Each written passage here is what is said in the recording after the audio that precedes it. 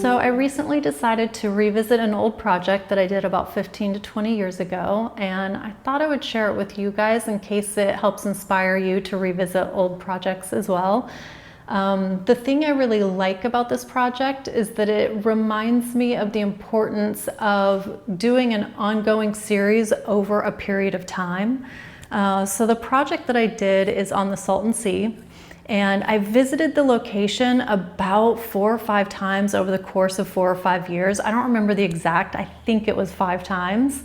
And each time that I went in a different season, a different time of day, and the weather was different. So it really captures the feeling of what the place is like as a whole, as opposed to like a slice in time. And after revisiting that, I was inspired to come up with a project to do here in this new year where I can kind of do like a long-term ongoing project. So before I share the series with you, I'll give you a little info about the Salton Sea so you kind of know what you're looking at if you don't know what the Salton Sea is. So the Salton Sea is the largest body of water in the state of California. It was created in 1905 when the agricultural land around the Salton Sea was getting its water from the Colorado River, and some of the irrigation pipes burst when it was getting the water for the agricultural land, and that runoff went into a basin which then created the Salton Sea. That lake then became one of the most important stopping points for over 400 species of birds along the Pacific Flyway.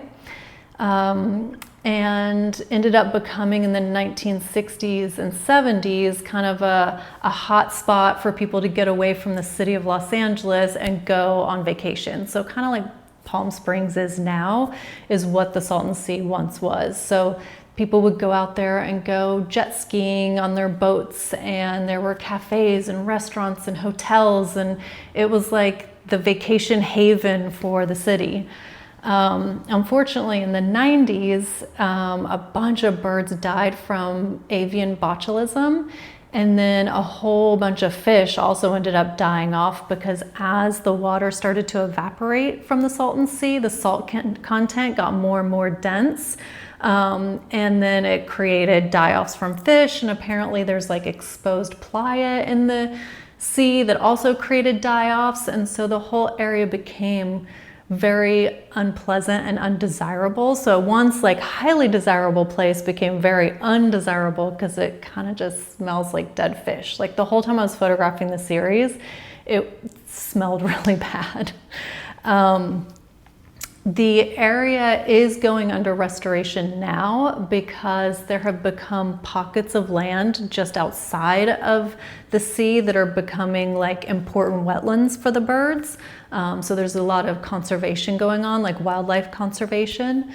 And then they also discovered that it's very rich in lithium, and so they're wanting to mine that lithium for technologies that can use the lithium. So there is restoration that's happening now, which also I find inspiring for the series that I created, because everything that I created no longer exists. Like if you were to go to the Salton Sea now, it would look completely different than it does in these photos, because I captured kind of a brief 20-year period where it was abandoned. So yeah, I'm going to share the series with you now. I hope you find it inspiring in the sense that maybe you go back and look at some old projects and see what you did in those projects that you have maybe not been doing in recent projects, and you can reincorporate that back into your work. So I hope you like it, and thank you as always for watching this video, and hopefully I'll see you on the next one.